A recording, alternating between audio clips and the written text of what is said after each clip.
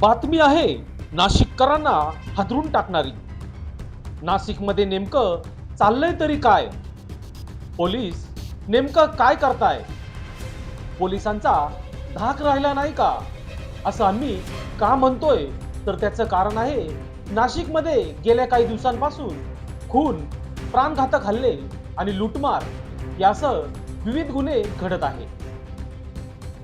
गुरुवारी दिनांक 23 रोजी नाशिकच्या दिंडोरी रोडवर असलेल्या नाशिक कृषी बाजार उत्पन्न समिती लगत सुयोग हॉस्पिटलमध्ये एका कोयताधारी हल्लेखोराने वार करत हल्ला केल्याची घटना घडली आहे। या हल्ल्यात डॉक्टरांच्या मानेवर 15 ते 18 वार केल्याचं समजत आहे। कैलास राठी असं या डॉक्टरांचं नाव आहे।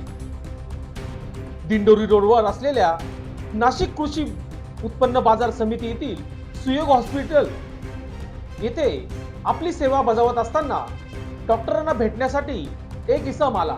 त्यांच्यात बोलणे झाले, मात्र पुन्हा काही वेळाने दुसऱ्या कॅबिन मध्ये दोघेही चर्चा करण्यासाठी गेले। त्या ठिकाणी संशयित व डॉक्टर यांच्यात शाब्दिक चकमक झाली व संशयिताने कॅबिनची कडी लावून धारदार कोयत्याने कैलास राठी यांच्या डोक्यावर व मानेवर 15 ते 18 वार केले।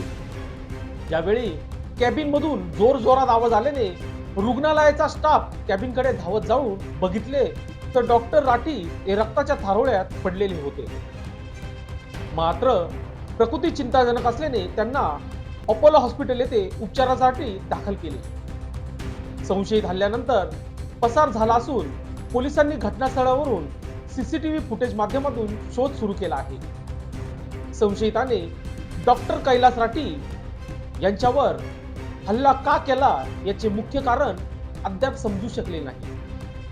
दरम्यान या घटनास्थळावरून नाशिक पोलीस उपायुक्त मोनिका राऊत, सहाय्यक पोलीस आयुक्त नितीन जाधव, पंचवटी पोलीस ठाण्याचे वरिष्ठ पोलीस निरीक्षक मधुकर कड, गुन्हे शोध पथकाचे अधिकारी व कर्मचारी यांनी हॉस्पिटलमध्ये सीसीटीव्ही फुटेज पाहणी करून हल्ला केलेल्या संशयिताच्या शोधार्थ पथक रवाना केले आहे।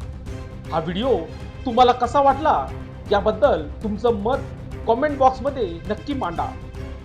अशीच माहिती पर व्हिडिओ व नवनवीन व्हिडिओ बघण्यासाठी आमच्या लोकशास्त्र न्यूज या चॅनलला सबस्क्राईब करा।